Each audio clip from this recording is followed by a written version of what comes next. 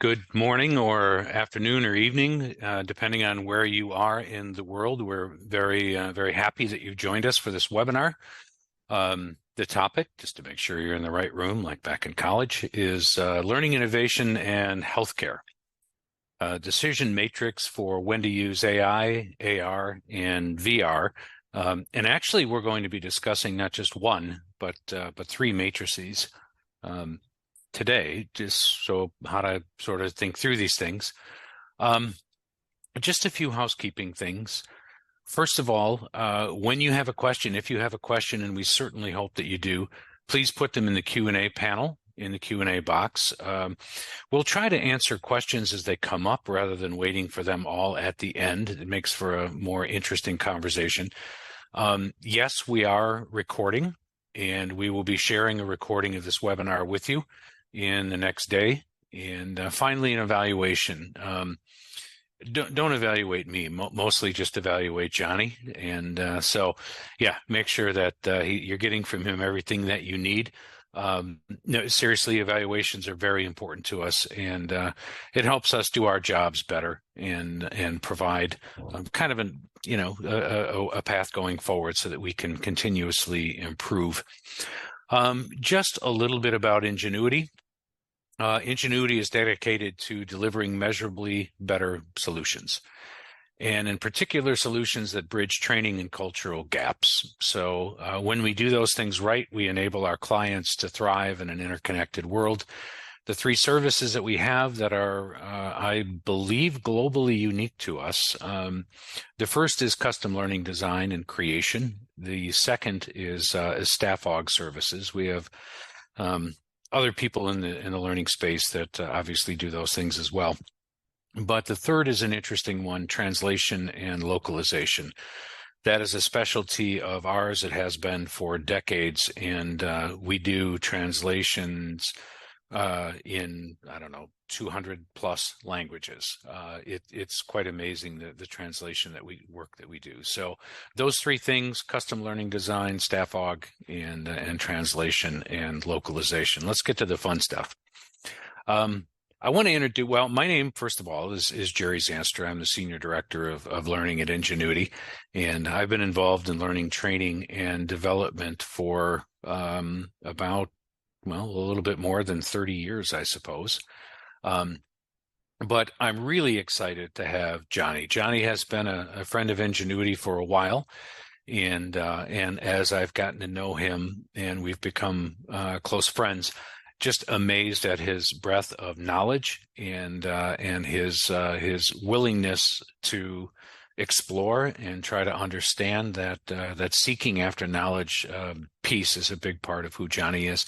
So Johnny, I know there's some stuff here on the screen. I know that you're the manager of innovation and development at Providence. Give us just a few seconds on your background. Sure thing. So thank you for the warm introduction. I've been in this space in education and training and entrepreneurship innovation kind of space for over 25 years. And along that way, both within Providence, outside of Providence, large, medium, and small organizations, consulting, just a variety of different things, I've come across some things that I've learned, especially now that I'm leading a team in innovation. There are some things that I've learned that really help and facilitate that process, not only to decide what to do, but to, it's beyond the technology. It's how do you do the change management? How do you get people excited about what it is you're doing? And so it's from that frame, I'll be sharing some of my insights that I've gleaned over the past couple of decades. Yeah. You are one of the more forward-thinking people I know, so I look forward to a great conversation today. Let's talk a little bit about the challenge. And Johnny, 25 years for you, 30 plus for me. My goodness, the technology has changed. Think of what you were doing 25 years ago. Well, let's ask you that. How were you delivering learning experiences 25 years ago? Do you remember? Yeah, let's see. There was no internet. There were floppies. That's a problem. I mean, oh, yeah? you could, here's a floppy, but if I wanted to send that to somebody, It would have to go in the mail. I mean, there was just the amount, and there were no cell phones to speak of, and it's Right. just the the amazing amount of change that has gone on is just been a privilege to be riding each of these waves. And as it applies to learning and training and development, just fantastic. I mean, it seems like everything that comes along is fantastic, and then you get used to it, and then there's a new fantastic thing.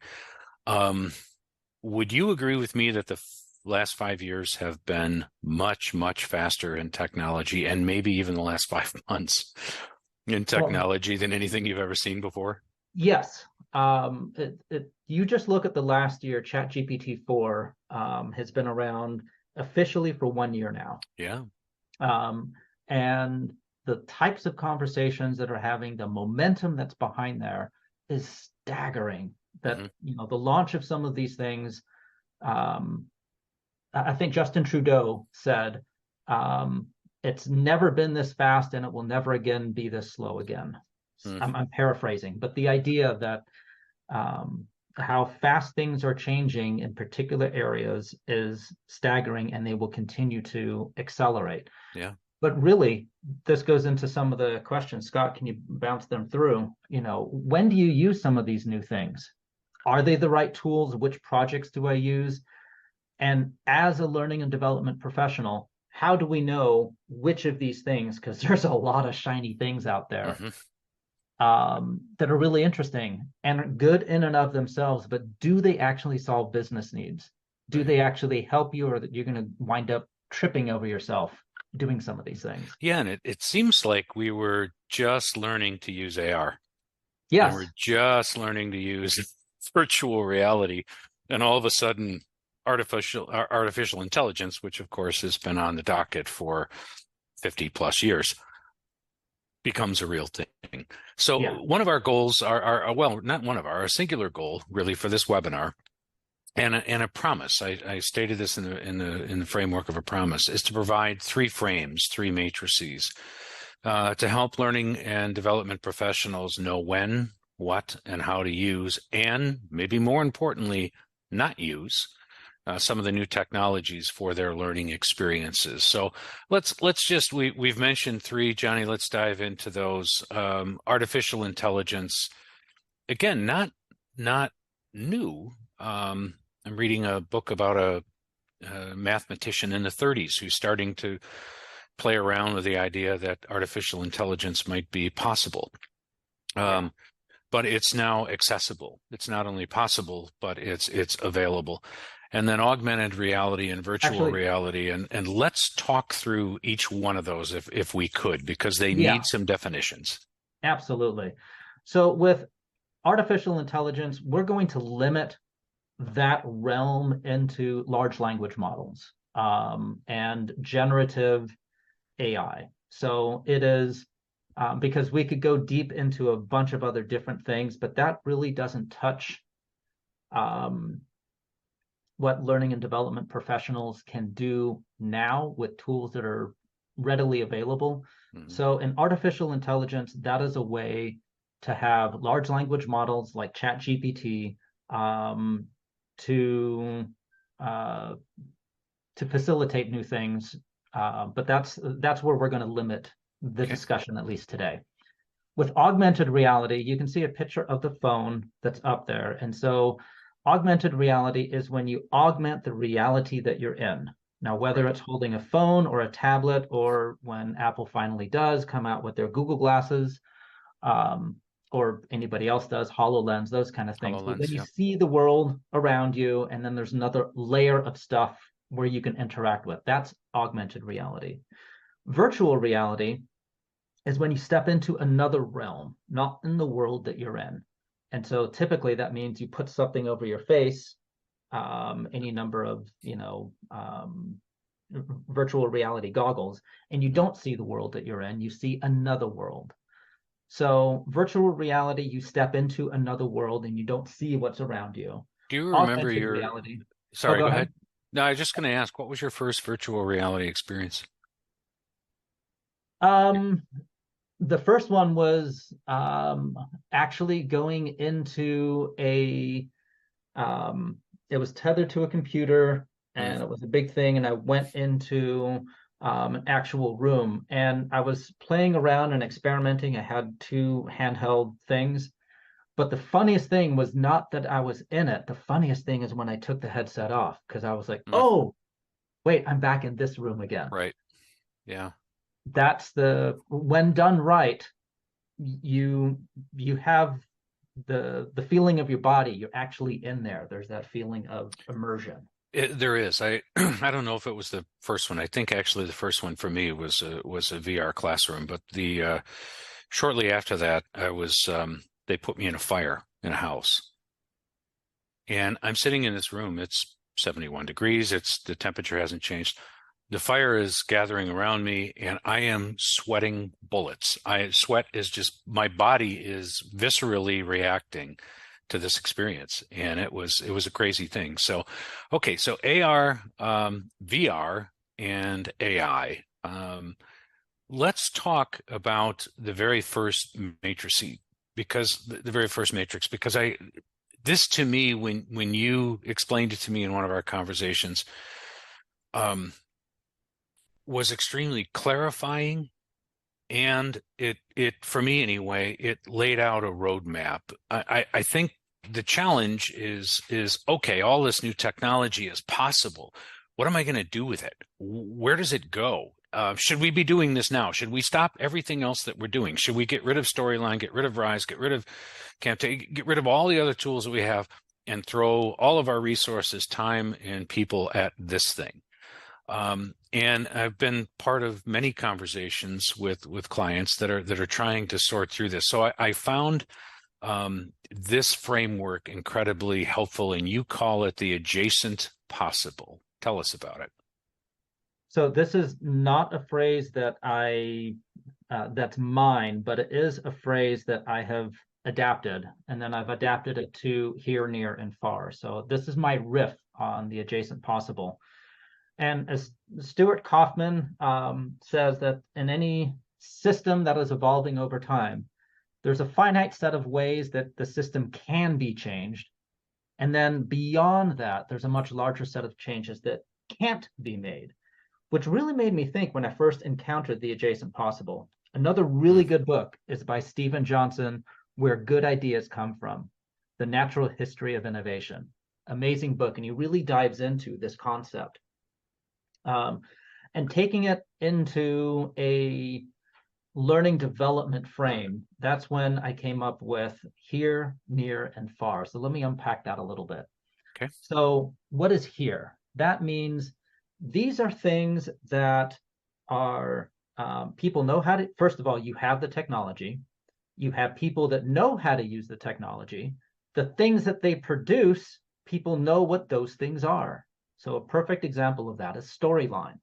Hmm. It's an industry standard authoring tool. It creates SCORM courses.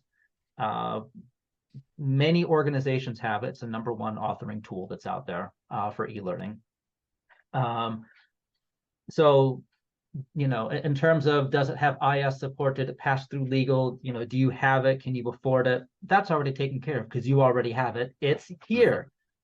Your Okay. designers know how to use it. They've been trained. They're familiar. They create things. Your learners know what a course looks like because it has a particular look and feel to it. There's really no additional cost because everything is sunk. You already have it. There's really no risk because everybody knows how long it takes to make a course and it's a known quantity Hmm. and it works. There's really no bugs. If you say, I'm going to make a course, you're going to go through this workflow and then you have it. So that's the here. But But it's not shiny and new and cool. it's not. It's a known quantity. Yeah. It's it's it's your bread and butter. It's the thing that you do. It it is, It's the and comfortable zone. I don't mean to say you can't do some cool things. You can. You can do some cool things, and you're going to show us some cool things in the here section. We're going to get to some samples of each one of these things and take a look at them. But it the tool isn't the creativity. The creativity is the mind of the creator.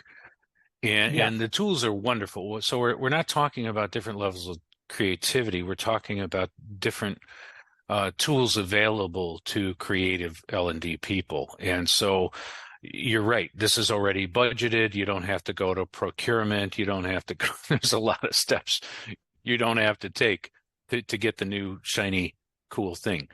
I appreciated this matrices, this adjacent possible, because there is a distinction between near and far. I tended to think, I suppose, that everything is near or everything is far. And I like the fact that you put a middle step in here. What do you mean by the near?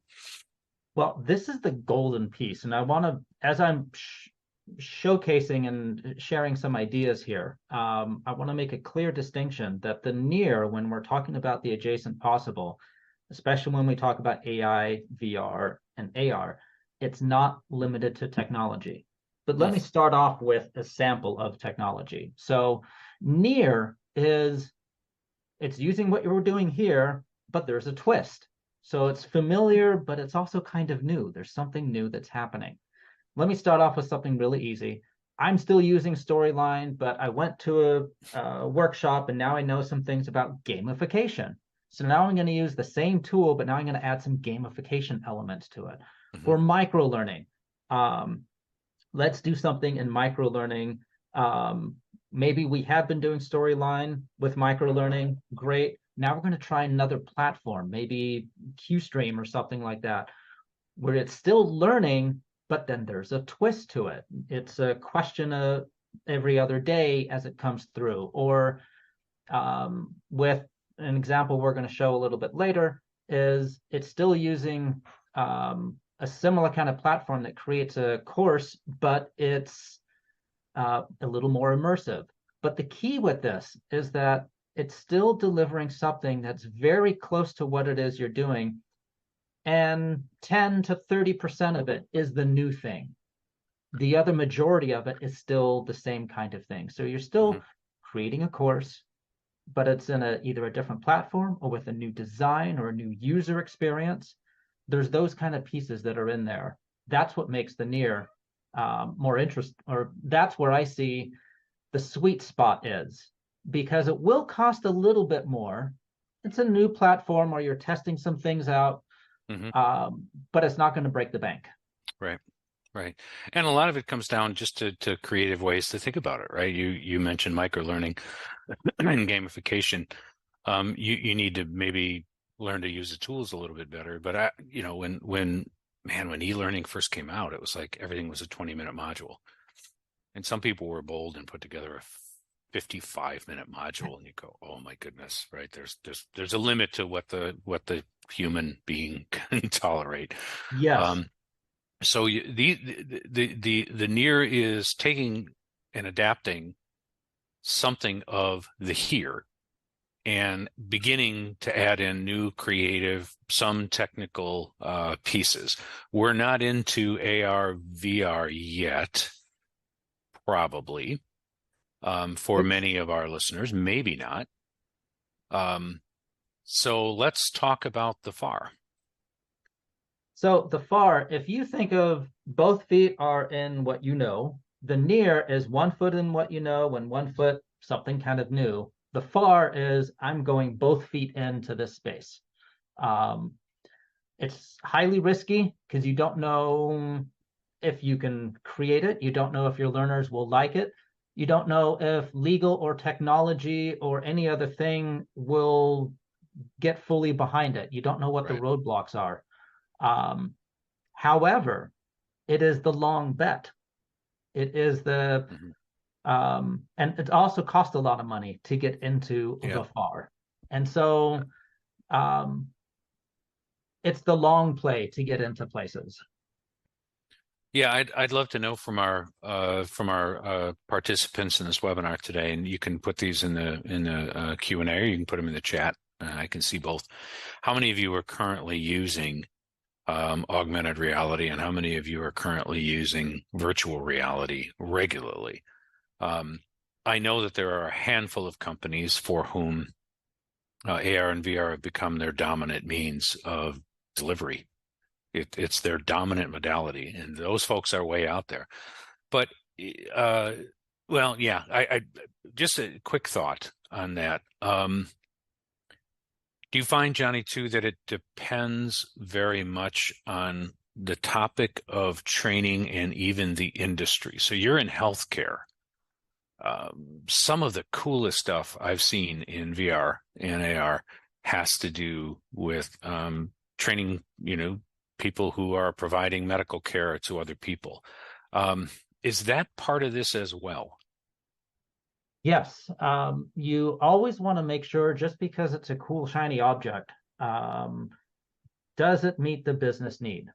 Yeah, And so that's where you, as a learning professional, and if you're into learning innovation, that's where you bring your expertise to bear because you always go back to, does this meet the learning needs?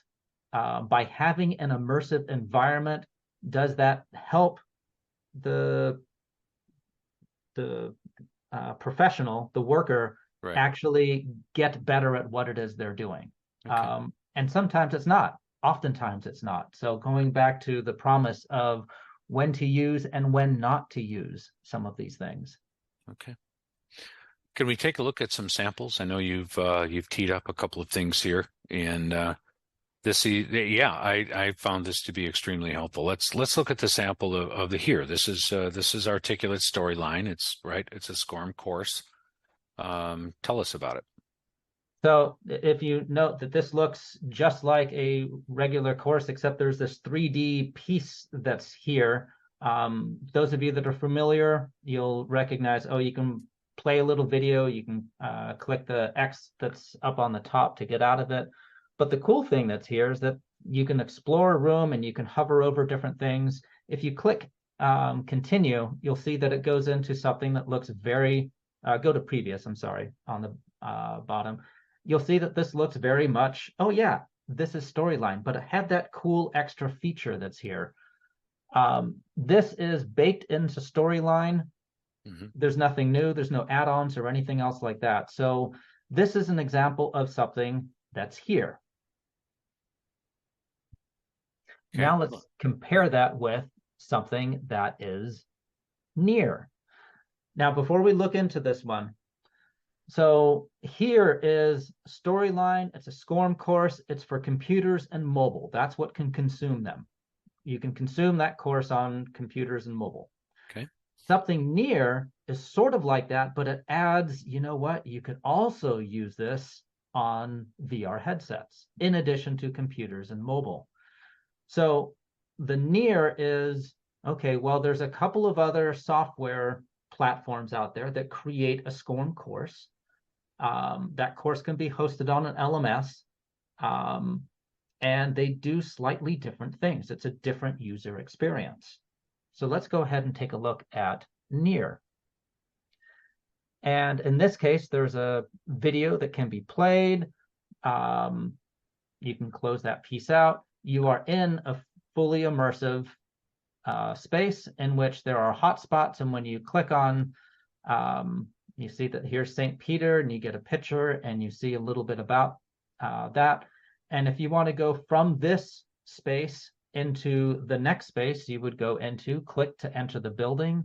You go from one 360 environment into another 360 environment. So you are literally walking into that facility from outside going to inside. And then the story continues as you go into one of the rehab rooms. There's also 360 videos to play within this experience. And so this is something new and different that allows you to explore in a more immersive manner. And obviously, I just want to state something that I think everybody believes, but the more immersive, the better.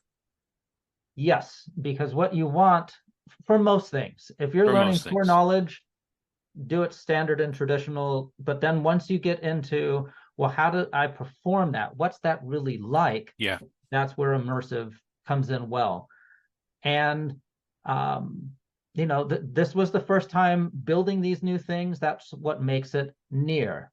After we do 5 or 10 of these, we're Right. going to move that from near to here because we've done several of these. We know what it's like, and so do our clients. Our What was clients the meaning our internal departments and so forth. what was the learning curve like for your team to get good at this? Um, it takes so the first project that we do in a new platform is it'll take 2 to 3 times longer to create it than it would Okay. a comparable thing. Um, because you're learning the tool and you're also developing it. We have this version in 3 different platforms, the same learning experience in 3 different platforms, Okay. because we wanted to see this one does these and doesn't do those, and we wanted to compare each of those. Was there a design shift as you went from Storyline Articulate, adding a few cool bells and whistles to this? Do you have to do a different needs analysis? Do you have to have a different conversation with your team? Do they have to? I mean, at some point, you're starting to create a movie, right? Yes. You have to think like a director more than an instructional design. What was that experience like for your team?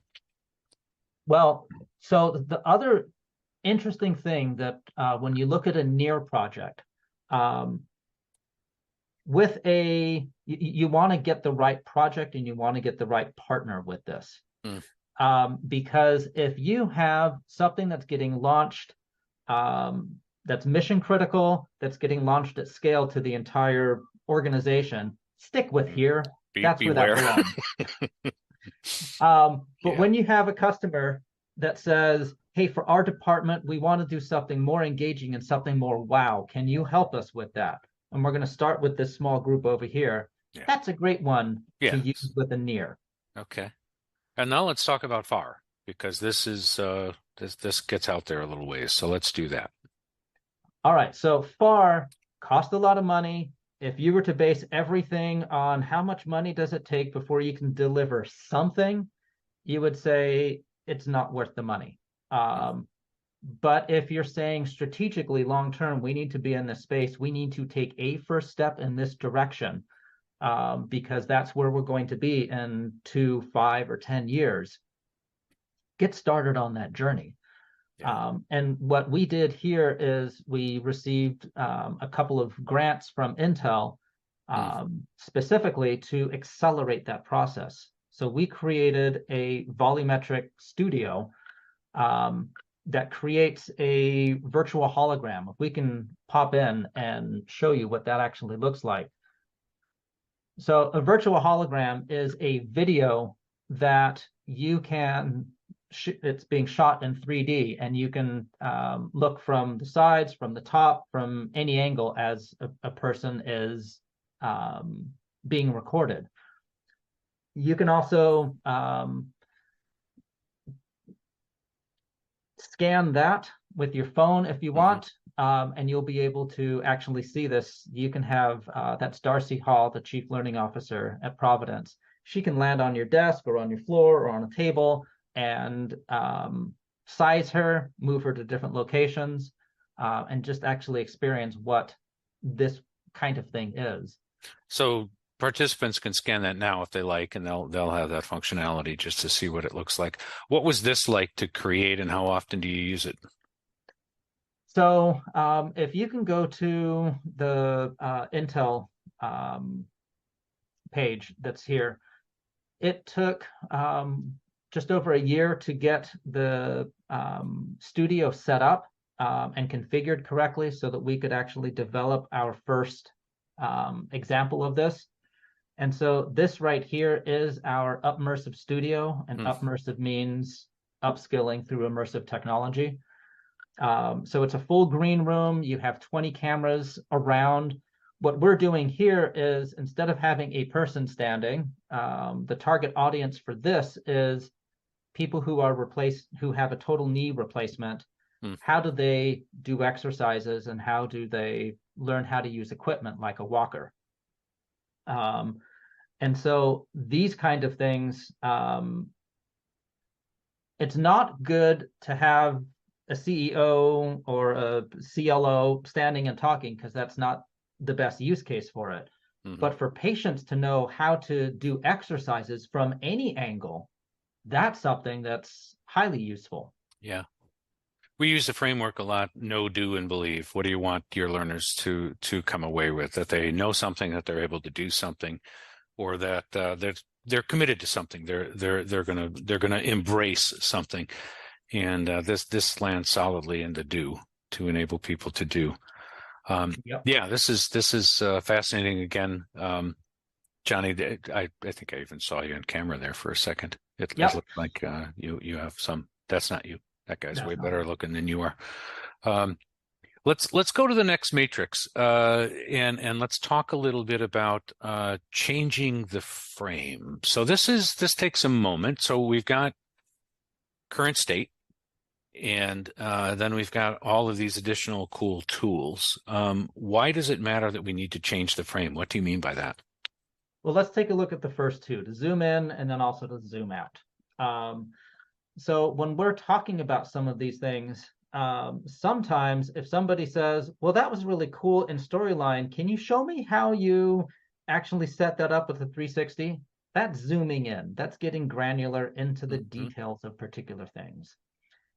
And then during a conversation, they're like, okay, well, AR, VR, what other two letters do you have that you can smash together for something? What are you talking about? And it's like, this is a great time. Let's zoom out. The whole reason we're talking about all these two-letter things is to get people more immersed and engaged. Because if you're not engaged in what it is you're doing or learning, none of it matters. So Right. how do we engage?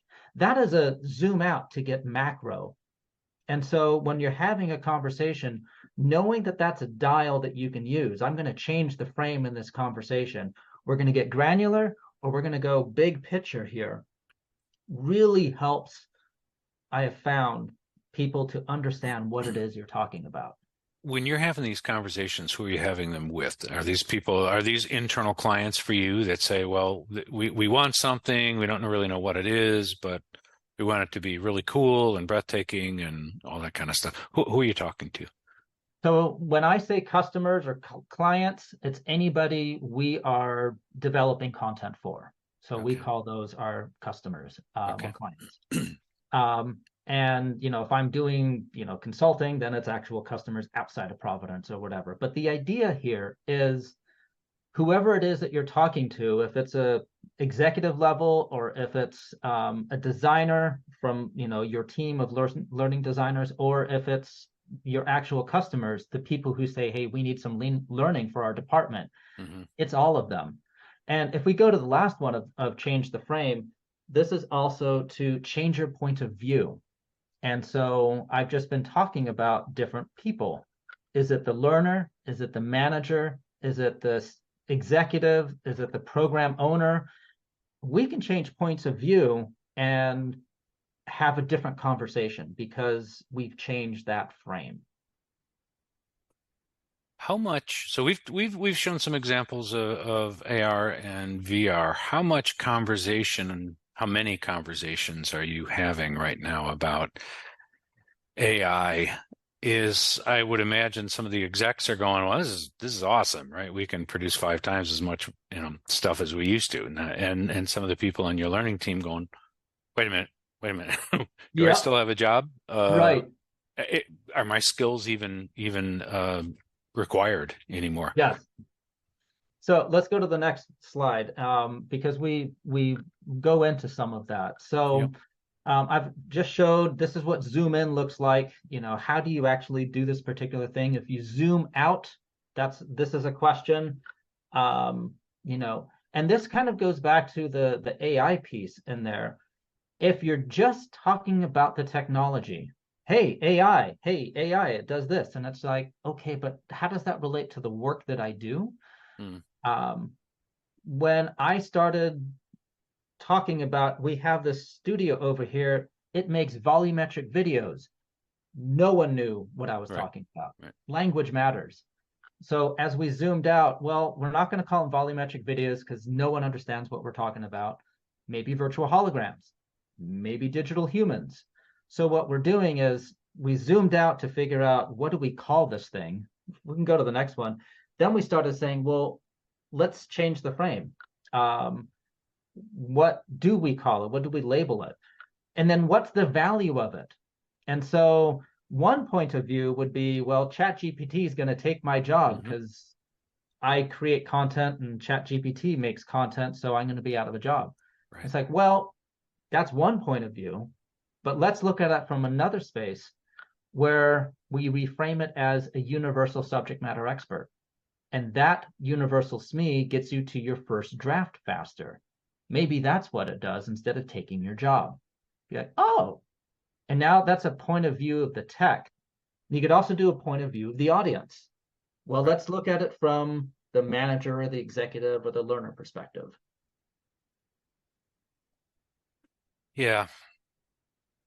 Trying to think of how I want to ask this. I'm going to ask you to put on your prognostication hat. How about that? All right. In the 3 to 5 year window, which one of these, AI, AR, or VR, is going to matter most to learning professionals? The one that will matter most is going to be AI because Okay. of the power that it has to connect things and to create crazy good experiences, followed directly behind AI. I'm sorry, AR, because how do you consume all of that is Right. going to be a digital layer, whether it's glasses or a thing on your hand or a something, but you are gonna, the interface is going to be in an AR backed by the AI, the Mm, artificial intelligence. hmm Um, VR of hopping into some other space is going to be essential for learning new things, but it's not going to be part of your regular flow because your regular flow is in your natural environment. Yeah. And I think just the technical challenges, right? Upkeep and the cost of purchasing. I know the headsets are coming down, but they remain very high. They require a great deal of support and upgrades. And I look at virtual reality a little bit like owning a Corvette, right? I mean, you could own a Corvette because you live in California. I live in Michigan. I got about 6 months to drive a Corvette, and the rest of the time it's not going to go anywhere in the snow. Sorry to any of you who happen to be from Michigan and own Corvettes, but there's a limited application here, and it's also a very high-priced application. Yes. Now, the good news is AR price tags are coming down, VR price tags are coming down, headsets will be coming down. Yeah. Yeah, Adam's saying 6 months if you're lucky in Michigan. Yeah, that's true. That's very true for a vet. But yeah, it's a it's shiny, it's cool, but it really needs to be thought through for the right application.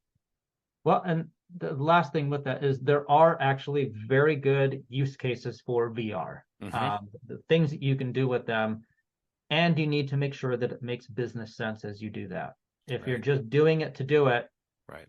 you will easily wind up chasing your tail. Yeah, and yeah, I mean, we're not highlighting this maybe quite so much, but I think you will in the next in the next matrix rather. Um, the business case, you've mentioned it a couple of times. There has to be ROI, return on investment. There has to be a reason to invest in this. You have to be able to demonstrate. And then in coming months, we'll have more articles and more.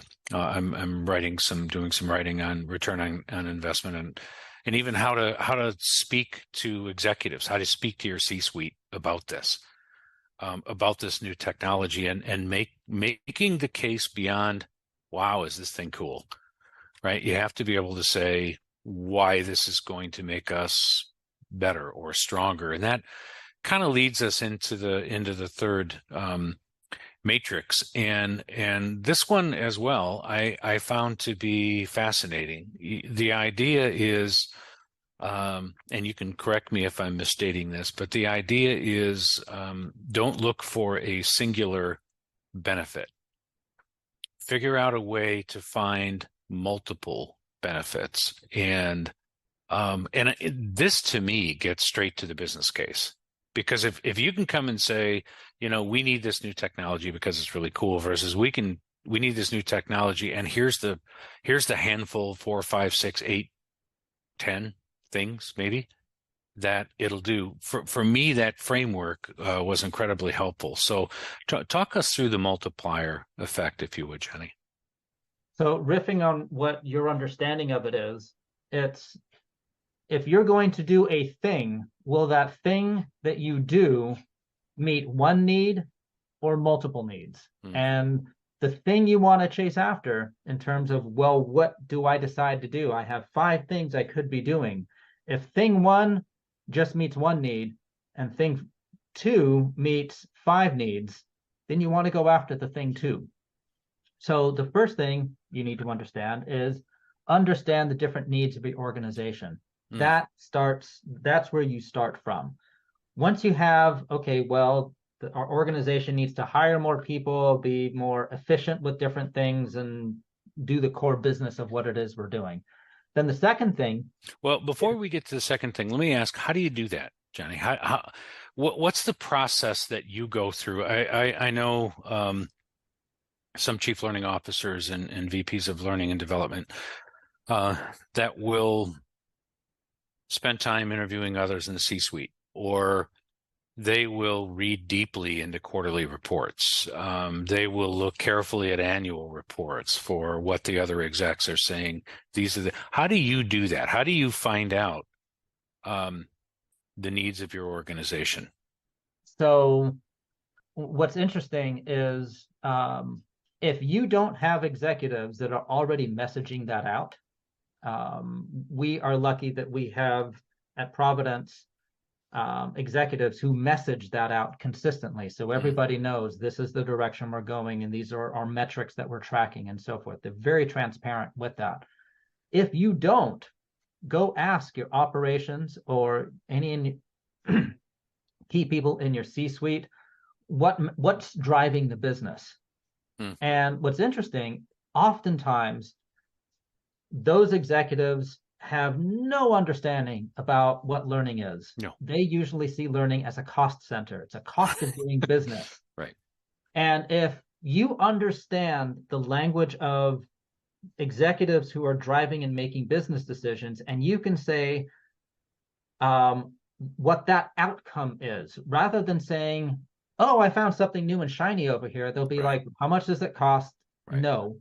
But if you can frame that into, I can reduce something that matters to you, our turnover rate, attracting more people, the efficiencies of creating a widget. Yep. I can reduce that by 20%. Are you interested? And they'll be like, well, yeah. Right. Well, and it's interesting from the C-suite perspective. There's limited number of resources. Yes. There's an unlimited number of requests for those resources, but the resources themselves are limited, and so that's their job. Their job is to look at what's going to move the financial needle, what's going to move performance, what's going to develop the next cool product. What are all the things that we need to do to grow and develop as a company? And it's not that they don't like learning. It's not that they maybe they know it's necessary. It's a necessary expense. I thought you were going to say necessary evil. I'm glad you didn't. But it's a necessary expense. You must have it. But how much do you actually need? Well, they don't know the answer to that. You have to answer that. Oh, go ahead. No. Go ahead. Here's the thing that I found really insightful, because I used to be this way. I used to be a learning designer, developer, instructional designer, and I just focused on I like building cool things. And I was just in that domain of, let me be a great designer and developer. Then that turned into let me understand the business need. And then when I understood the business need better, I got to pitch ideas for better projects. So it served me, it served the organization. And you learn their language. You learn to speak in their language. Exactly. And when that happens, magical things happen. Yeah. And so I'm let's sorry. go on to number two. Yeah. Yeah, just in the sake of time, let's go on to architect a learning solution that meets a single need. So find out what the business needs. Go talk to some executives or program owners. What's driving your decisions? Not from a learning point of view, but understand that. Then meet, figure out a solution that meets the one need. Then the third piece, this is where the multiplier effect actually comes in. Look for tools, strategies, or designs that meet more needs with Hmm. one solution. And that's where the difference really comes in. Yeah, Um, and that makes sense, right? I mean, if you can say this is going to solve this and this and this, that's that's a difficult thing to say no to. It's a powerful argument. yep. So let's take a look at this. So here's the multiplier effect in action. So with our quadruple aim goals, we decided we're going to focus on projects that meet multiple needs. So So patient experience. let me interrupt you there a minute. Yes. So just so I understand this framework, you are always quadruple aim goals, not triple, right? You're always looking for four bites at this apple, so to Yes. speak. We Okay. don't always hit it, but that's our gold standard.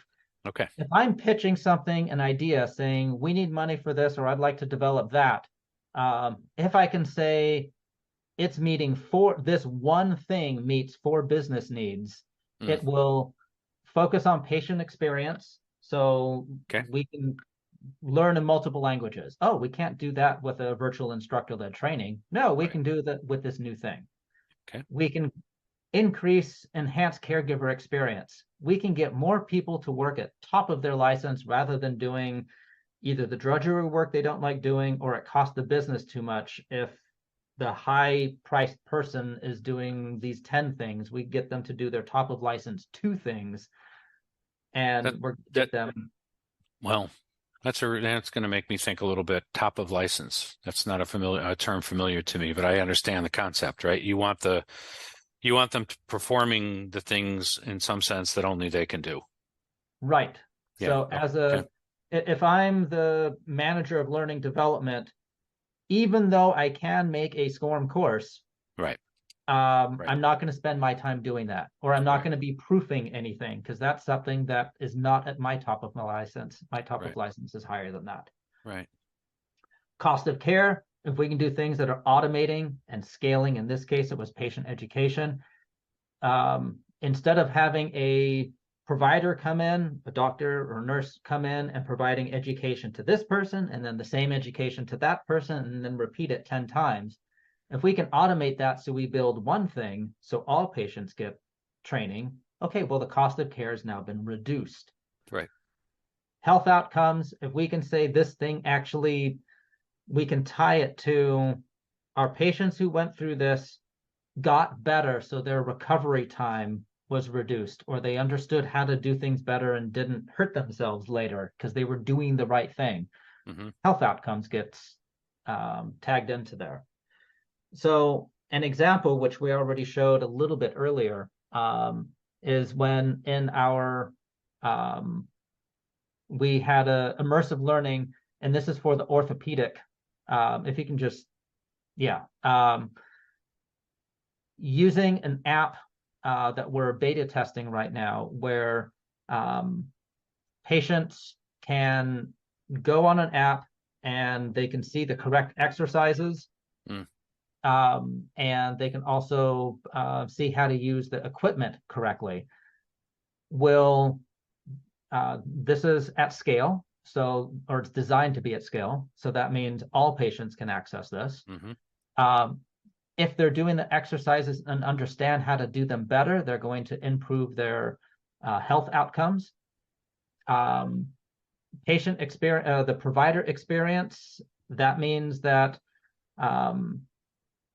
the provider can say, here's a tablet, watch these particular things, and I'll come back when you have questions. So it scales at the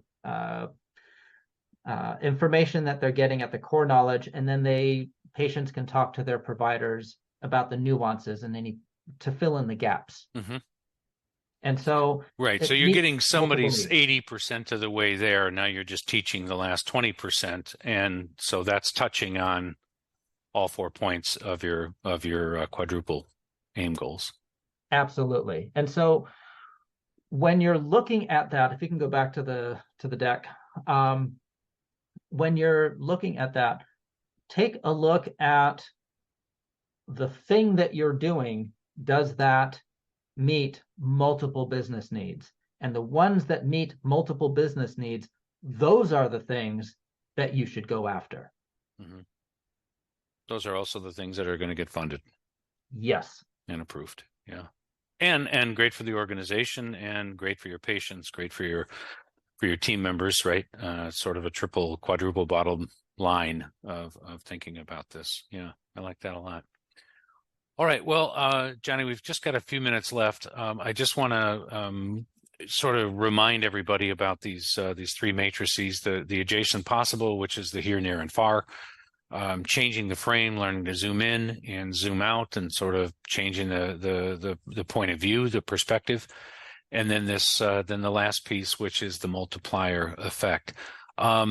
Before we wrap up, any questions from anyone?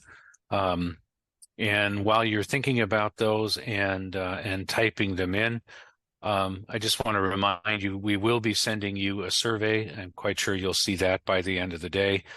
We really want to encourage you to fill that out and help us improve in our conversations. So we want to get better, so we can help you get better. And of course, we'll our last slide, and you'll have our contact information as well via email. If you have questions, thoughts, other matrices, we'd love to learn about them.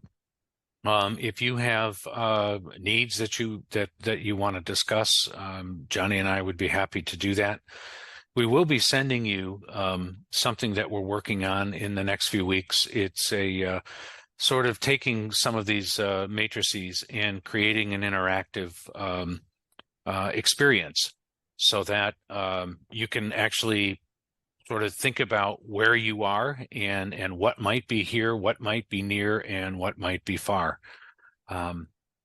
With that, I think, let's see here. Sorry, there's a couple of questions, 2 to 3 times when you educate, when you're using a new tool. Oh, okay. That's a really good question, Johnny.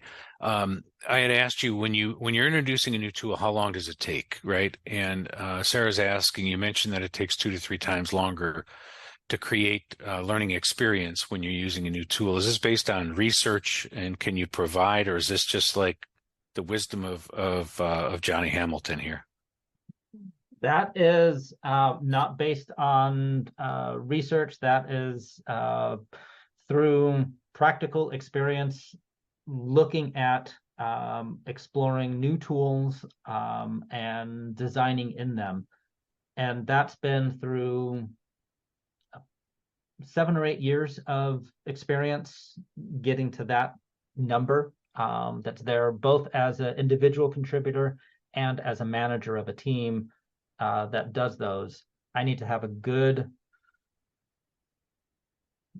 sense as to, if I'm going to ask you to build something within this space, how long is that going to take? What's the cost of that innovation? So having a clear understanding of what that is essential. Yeah. All right. Jay's asking, what are some key indicators that it's time to push learning to a near or to a far? And that's a great question, Jay. So, right, is learning, is it your learning team demanding it? Is it saying, hey, this is, I just came back from that's the standard, right? I just came back from the conference, and this unbelievably cool thing that I saw. Or is it economics? Is it sales? Is it what's the thing that moves it? And maybe a follow-up question, Johnny, who does that? Who drives that? Who's pushing that? All right. So oftentimes, well, one of the key deciders before you can do anything in these areas is often finances. So do you have the money to do something like this? So if you are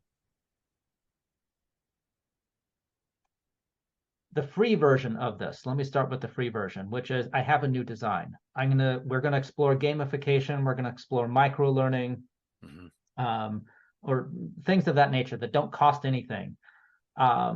First, take a look at, well, you found something that interests you. So if that interests you, go explore, see if that will solve a business need. That's the second piece. So you find something that you're interested in. Now see if it solves a business need. So for example, people aren't taking the 20-minute course and they're disgruntled and they're like, well, this course doesn't really work. Well, let me try a micro learning. So we're going to, you learn the course and then there's refreshers that go along. Maybe that's what the issue is. Talk with your subject matter experts, your program owners. If you did something like this, where there's refresher micro learning that comes in, would that be interesting to you? They're not going to come to you because they don't know it can be done. It's your job as a learning professional to go to them saying, here's a sample of something. Would this be of benefit to you? So go ahead and build something in that space. Yeah.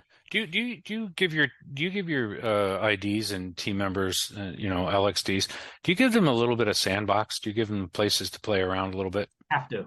Yes, absolutely. And that's actually born in very good business case. That's in Google. Go ahead and Google this. How did email or Gmail maps? How did those come into being? Well, there's some great stories.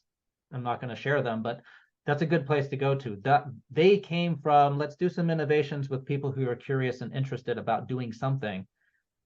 And that's where they came up with and developed some really good products for Google. Yeah. You've got to you got to create that for them and give them space to safely do that. It can't be all they do, right? No. But my goodness, to give people a chance to, especially creative people. Well, and their charge, the creative people, is make a concrete example. Because if you talk about a solution without showing a solution, it's not going to land. And if you give people a chance to try a solution, it goes back to the did I hear it? Did I see it, or did I do it? If you give them an example of something you're doing, even if it's a prototype, ask them, are you interested in this? And if they say, oh, I see how you frame that. Yes, that does solve my need. Then you move into that. But that's for design. For things that require money to shift from here to near. If you go for a solution under $5,000 to implement, that can usually be covered by a manager. If it's over $5,000, then you need to get an executive level, usually, for that. I have a quick. Oh, sorry. Finish, please. Oh, if you want to go into FAR, you need executive level because, hey, we need to spend a couple $100,000 to go into this space. I heard a story of I was told by this was a sort of an IT learning guy at a university, and he was making the point that he was presenting to the board that they needed to move into VR experiences. And so when it came time to present, he handed them all headsets and he left the room. And he conducted the entire his section of the board presentation in virtual reality. And in 5 minutes, he had them all going, "Oh my goodness!" But most of them had never seen it or heard of it, and had no idea what he was talking about. That experiential piece is cool. Well, we are at the end of our time together. To those who joined us as participants, just thank you so much. Your time is valuable, and we consider it a gift for you to share some of it with us. We are just remarkably grateful. And Johnny, to you, thank you for taking an hour out of your day and helping us put this together and just sharing 25 years of fantastic experience. We're so appreciative for who you are and how you think and what you've done, and then graciously willing to share it. Well, thank you all, and Jerry and team at Ingenuity for providing me an opportunity to share some insights. I'm a firm believer in paying it forward and giving back and having a community of like-minded people going on this journey. So thank you all. Have a wonderful day, everybody. Thank you.